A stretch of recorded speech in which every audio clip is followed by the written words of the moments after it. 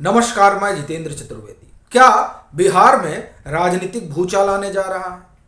यह सवाल एक बारगी आपको ठिठकाएगा भी और आपको चौंकाएगा भी। लेकिन 3 जुलाई को जो घटना हुई है, उस घटना ने बिहार के सियासी गलियारों में हड़कंप मचा दिया है और ये चर्चा शुरू हो गई है कि क्या बिहार की जो राजनीति है वो कोई नया करवट लेने जा रही है। क्या नीतीश कुमार कुछ और सोचने लगे हैं? ये तमाम चीजें जो शुरू हुई हैं, वैसे तो उसकी कई वजह है जिस पर हम लोग एक एक करके बात करेंगे। लेकिन जो 3 जुलाई को मुलाकात हुई, उस मुलाकात ने चाहे राजद हो और चाहे कांग्रेस हो, सबके खेमे में हलचल मचा दी है कि नीतीश कुमार करने क्या जा रहे हैं। अब सवाल यह है कि वो मुलाकात किससे हुई? वो मुलाकात हुई राज्यसभा के उपसभापति हरिवंश नारायण सिंह और नीतीश कुमार। हरिवंश जी राज्यसभा के सांसद हैं जदयू से, उपसभापति वो है ही। वो एक लंबे अरसे के बाद अपनी पार्टी के सर्वे सर्वा और बिहार के मुख्यमंत्री नीतीश कुमार से मिलते हैं 3 जुलाई को। कोई 1.5 घंटे ये मुलाकात चलती है और यह मुलाकात इसलिए मायने रखती है क्योंकि जब से नीतीश जी महागठबंधन में गए, एनडीए छोड़कर, तब से हरिवंश जी से उनकी बातचीत नहीं हुई। और ये हरिवंश जी ही हैं जिन्होंने ये पटकथा लिखी थी नीतीश जी के, जब वो 2017 में महागठबंधन छोड़ एनडीए में आए थे, तो उनको एनडीए में लाने वालों में जो 3-4 लोग शुमार रहे, उसमें एक हरिवंश नारायण सिंह भी थे। अब जब ये जो पृष्ठभूमि है, इस पृष्ठभूमि में अचानक 7-8 महीने बाद, 9 महीने बाद जब वो नीतीश कुमार से मिलते हैं, तो अटकलों का बाजार गर्म हो जाता है कि क्या नीतीश जी ने मन बदल लिया है। और ये देखिए, ये बैठक कब होती है, 1.5 घंटे की ये मुलाकात, इसके पीछे क्या पृष्ठभूमि देखिए। सीबीआई की चार्जशीट आती है लैंड फॉर जॉब वाले मामले में। तेजस्वी यादव को उसमें आरोपी बनाया जा रहा है। ये बड़ी घटनाक्रम रही। कल अगर बिहार की राजनीति के लिहाज से देखा जाए तो चूंकि कल ही सीबीआई ने जो है वो चार्जशीट दाखिल की। दूसरा आप देखिए घटनाक्रम, महाराष्ट्र में एनसीपी को अजीत पवार लेकर उड़ जाते हैं और चाचा, जिन्हें महाराष्ट्र की राजनीति का चाणक्य कहा जाता है, वो ठगे से महसूस करते हैं और पार्टी जो है उनके नाक के नीचे से निकल जाती है। तीसरी घटना, नीतीश कुमार अपने विधायकों और सांसदों से एक एक करके मिल रहे हैं। अब ये मुलाकात जो है, ये इस मुलाकात में जो तमाम सवाल जवाब हो रहे हैं, मतलब वो जो फीडबैक ले रहे हैं, उस फीडबैक में एक जो बड़ा फीडबैक वो अपने विधायकों और सांसदों से ले रहे हैं और जो जानने की, टटोलने की कोशिश कर रहे हैं, वह ये कि अभी जो हम लोग राजद के साथ हैं, ये ज़्यादा ठीक समय है या जब हम भाजपा के साथ थे तो ज़्यादा ठीक था।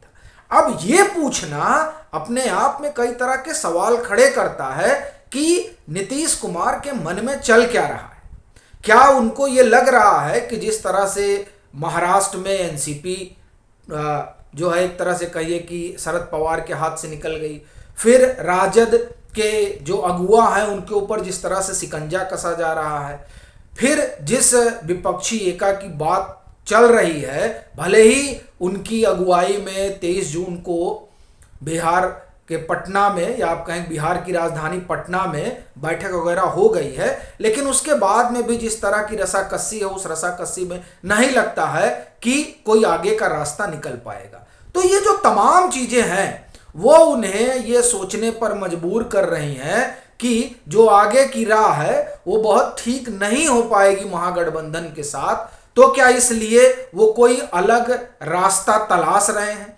और इस रास्ता तलाशने में 2-3 बातें और हैं जो आप एक तरह से कहें कि कई तरह के संदेह पैदा कर रही है।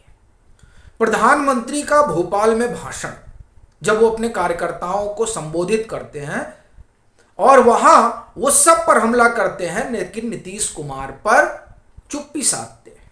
और ये उसी दिन से सबको खटक रहा है कि आखिर में ये हो क्या रहा है। फिर आप देखिए, सुशील मोदी की लंबे अरसे बाद नीतीश कुमार से मुलाकात होती है। अब ये जो तमाम घटनाएं हैं ये यूं ही तो नहीं है। और सबसे बड़ी चीज ये है कि हरवंश जी को प्रधानमंत्री नरेंद्र मोदी बहुत पसंद करते हैं। तो क्या वो पीएम का संदेश लेकर पहुंचे हैं नीतीश कुमार के पास? ये सवाल जो है अब बड़ा होता जा रहा है। और फिर एक बात यह भी अब सामने आ रही है कि क्या प्रधानमंत्री नरेंद्र मोदी ने 2024 के लिहाज से पूरी कमान उन्होंने खुद संभाल ली है और अब वो आप ये कहें कि ड्राइविंग सीट पर आ गए हैं, ये देखते हुए कि 2024 में कैसे तीसरी बार भाजपा को सत्ता में लाया जाए। इस लिहाज से अब वो खुद आ गए हैं सामने और तमाम सियासी बिसात बिछाने लगे हैं।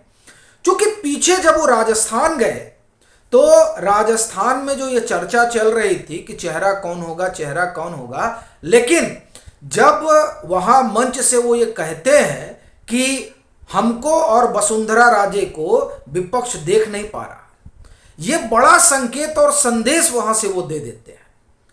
तो क्या अब जिस तरह की परिस्थितियां बन रही हैं उन परिस्थितियों में प्रधानमंत्री ये खुद तय करने जा रहे हैं कि 2024 का चुनाव जिस बिसात पर लड़ा जाएगा वो बिसात हम बिछाएंगे और इसी के मातहत वो तमाम लोग जो एनडीए से दूर हो गए थे उन्हें पास लाने की, उन्हें जोड़ने की कवायद शुरू हो गई। और ये इसलिए भी कहा जा रहा है क्योंकि जो 28 मई को नई संसद का लोकार्पण होता है, या हम कहें कि नई संसद का उद्घाटन होता है, लोकार्पण से ज्यादा बेहतर शब्द है उद्घाटन होता है।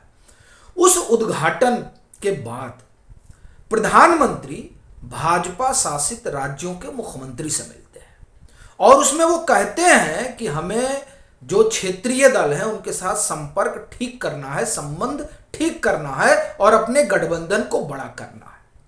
तो क्या उन्होंने उस रोज जो अपने तमाम सहयोगियों, साथियों से बात कही थी उसी को वो आगे बढ़ाते हुए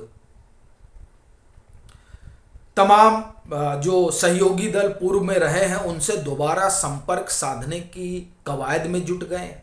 क्या भाजपा उस दिशा में अब आगे बढ़ चली है? देखिए, हरबंश जी की जो नीतीश जी से मुलाकात, ये मुलाकात साधारण नहीं है। क्योंकि ये जो पूरा घटनाक्रम है ना जो हमने आपको बताया, ये घटनाक्रम ये बता रहा है कि बिहार की राजनीति में अब कुछ होने जा रहा है।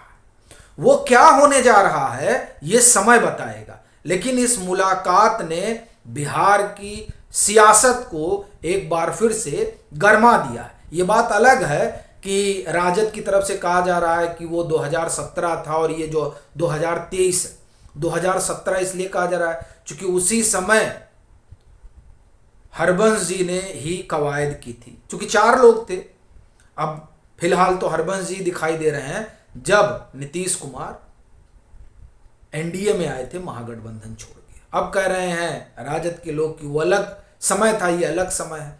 क्या समय है ये तो समय बताएगा, लेकिन इस मुलाकात ने बिहार की राजनीति में हलचल बढ़ा दी है। आपकी अपनी क्या राय है जरूर साझा करें। मतांतर से नहीं जुड़े हैं तो जुड़ें, वीडियो को लाइक करें और खूब शेयर करें।